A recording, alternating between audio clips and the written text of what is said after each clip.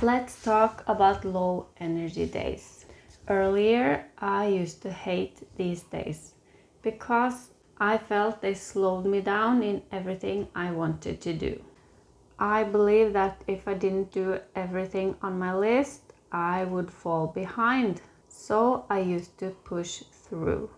I used to try and do more, and I used to try and force myself to be productive.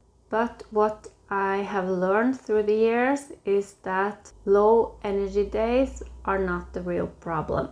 The problem is fighting them. So today I want to talk about what I do on low energy days, how I adjust my expectations, how I take care of my home on these days, and how it has helped me create a much calmer life.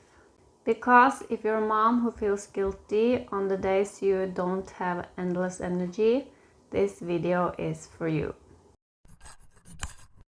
One thing that completely changed my home and my life was learning to clean and live according to my energy level. For a long time, I expected myself to be at the same energy level every day, but that's not how we work.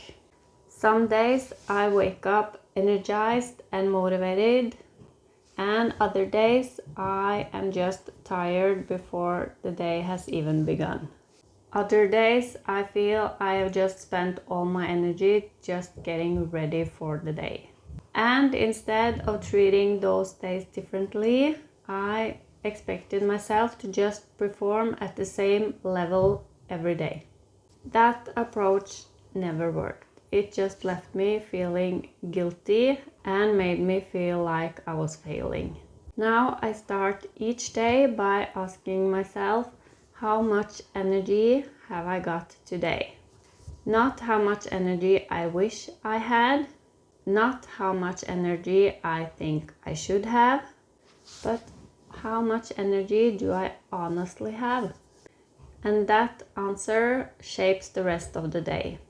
One of the tools I teach in my calm living system is energy mapping. Every morning I quickly check in with myself. Is this a high energy day? Is this a medium energy day? Or is this a low energy day?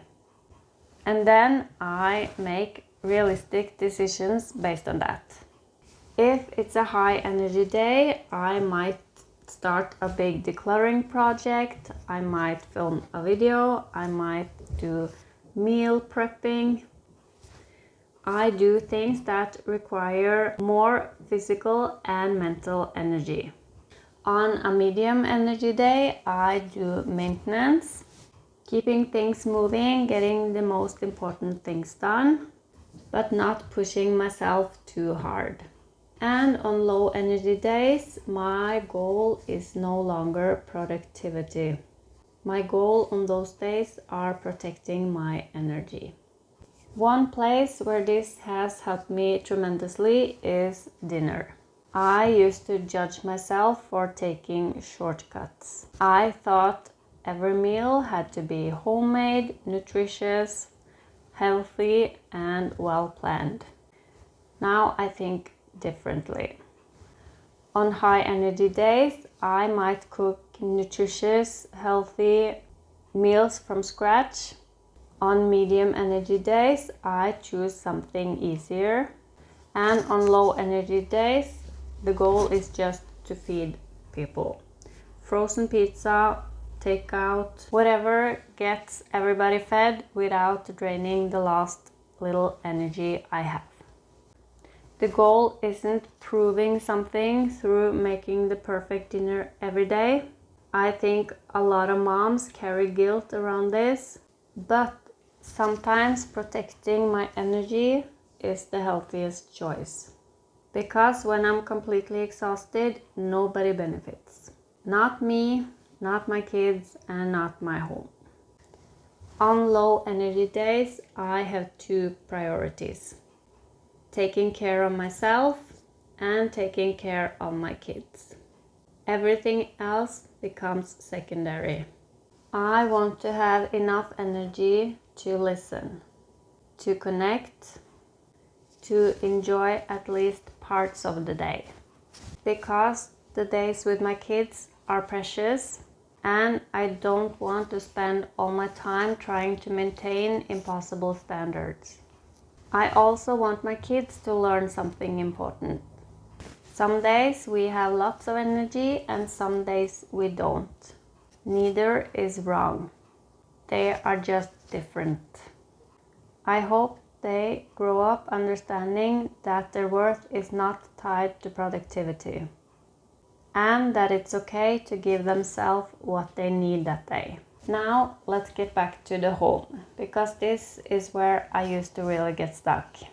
On low energy days, I would look around and feel overwhelmed by everything that needed to be done that I felt I didn't have the energy to do.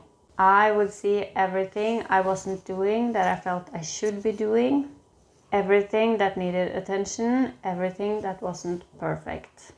Now I ask a different question.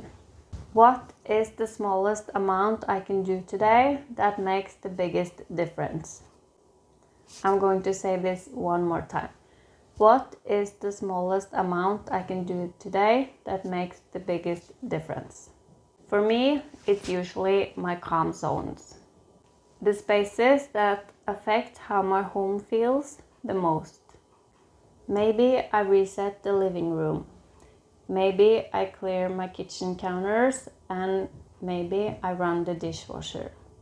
Maybe I spend 15 minutes doing a quick reset. That's it. I don't deep clean. I don't declutter an entire room. I no longer force myself to try and catch up on everything. I simply try and create enough calm that the house supports me on this day, instead of draining me. And honestly, most of the time, that's more than enough. Because maintaining calm takes far less energy than trying to recover from chaos all the time. If there's one thing I wish I had learned sooner, it's this. You don't have to earn rest. You don't have to complete everything before you're allowed to sit down. And you don't need to force yourself through low energy days. Some days are for building, some days are for maintaining, and some days are for recovering. All of those days are important. In fact, I think learning to respect my low energy days is one of the most important reasons I have tried to create a calm home in the first place. Because calm isn't about doing more, it's about working with yourself instead of against yourself. I would love to know in the comments, what does a low energy day look like for you? And what's the one thing you give yourself permission to do differently on those days? If you are trying to create a calmer life and a calmer home too, subscribe to this channel. And if you would like some help and motivation getting started, I have linked my calm living system and my free 15-minute decluttering guide in the links below. Thank you so much for watching. I'll see you in the next video.